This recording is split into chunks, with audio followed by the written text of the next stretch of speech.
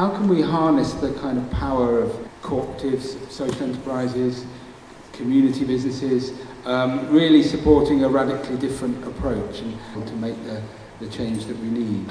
Well, I'm not going to make a speech if that's okay. I'm going to attempt to answer your question.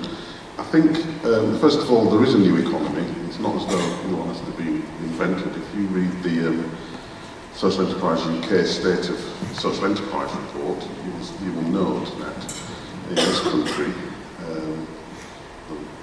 the largest contributors to the tax take are actually social enterprises. We are the social enterprises, including co-ops, the fastest growing form of business. We're employing people in places like Oldham, more likely to employ people in places like Oldham, more likely to employ people from diverse backgrounds. Any other form of business in young people, Generation Z, I think it is now, are looking to social enterprises to create their futures. In short, they know who the man is. So the question really isn't whether we have a new economy. The question is, do we have a movement? Do we have a movement that's capable of making change? The answer to that is not yet. And there are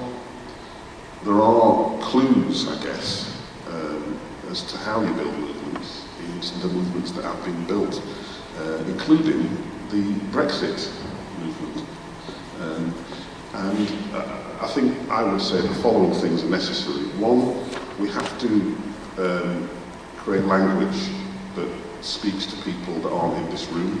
I often say this, that if every person in this room is capable of persuading 10 other people who've never heard of any of this, that it's important, then we're starting to build a movement. Secondly, it has to be recognisable as improving the lives of people who aren't in this room. So we know, actually, employment in the OECD countries has gone up. That's not the issue, it's the kind of employment that's the issue.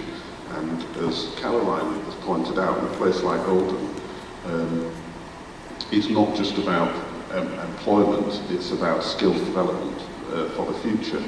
So you have to be able to explain what that means to people in their day-to-day lives. I note that in the past, we developed things like workers' education colleges. These were mass education movements for people, training them to do, giving them the skills. Indeed, the co-op was a big provider of commercial skills development for working people. So I guess the answer to your question is we have to build a movement. In order to do that, we have to be honest with ourselves about what we are saying to each other, but more importantly, what we're saying to people outside this room. I think that's what I'd say. And I don't think we need to. We have the seeds. The new economy is out there, and I often say this. The future of business. We are the future of business, but we have to turn it from something that we understand to something that everybody does. Does that make sense? Yeah, it does. Thank you, Victor. And we'll come back to the kind of movement theme probably later on. Paul is next. I'm going to ask Paul. I guess the cooperative group, could be said to be the UK's largest social business. And so I suppose why, you've been around for quite a long time, why now is there interest from the cooperative group in this area and being part of this movement, and what are some of the things that you're actually doing to support the new economy? Thanks, Jonathan. I guess before I joined the co-op group, I spent 20 years in government. I worked for 4 different Chancellors of the Exchequer. I worked for Gordon Brown, Alistair Darling, Osborne and Hammond. It's quite a spread.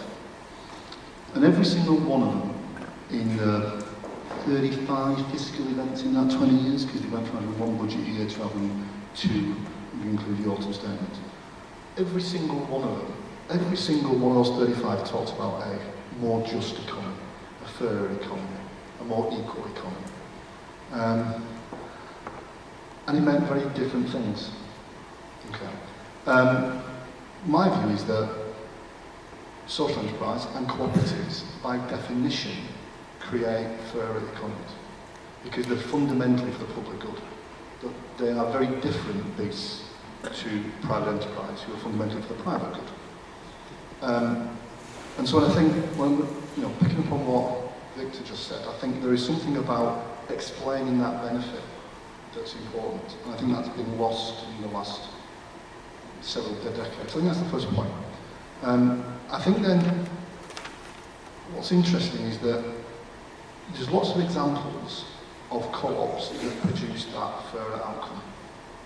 Individual co-ops. I was one of Andy Burnham's commissioners for the Co-op Commission, and one of my fellow commissioners was Kelly Bubble from Unicorn.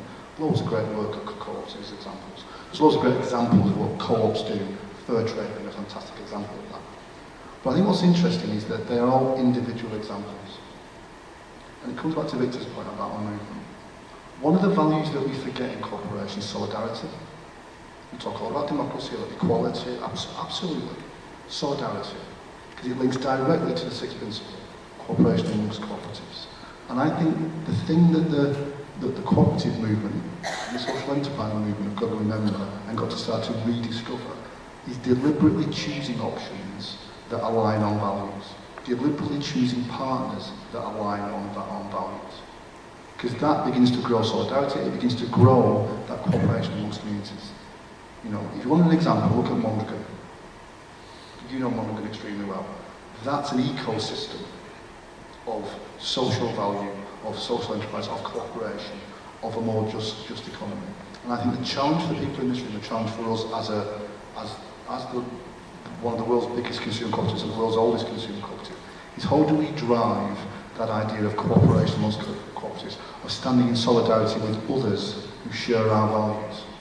Now that isn't a binary choice. It's not people who think that's an easy choice to make, frankly, lazy. Again, I think it's lazy. I think it's nuanced and it's difficult and it takes time. But I think one of the things that we will have to do as the largest co-op in the country, the oldest co-op in the country, and I'm a trustee of the Tollway Museum. We get visitors from around the world visiting that museum. We've got to show some leadership about what growing that movement looks like. Have we done it previously? Yeah, in parts. But I think if we really want to grow a fair economy, that I would think of as a fair economy, if cooperators would think of as a fair economy, we've got to think about that ecosystem. We've got to think about prioritising choices where organisations align with our values. Thank you.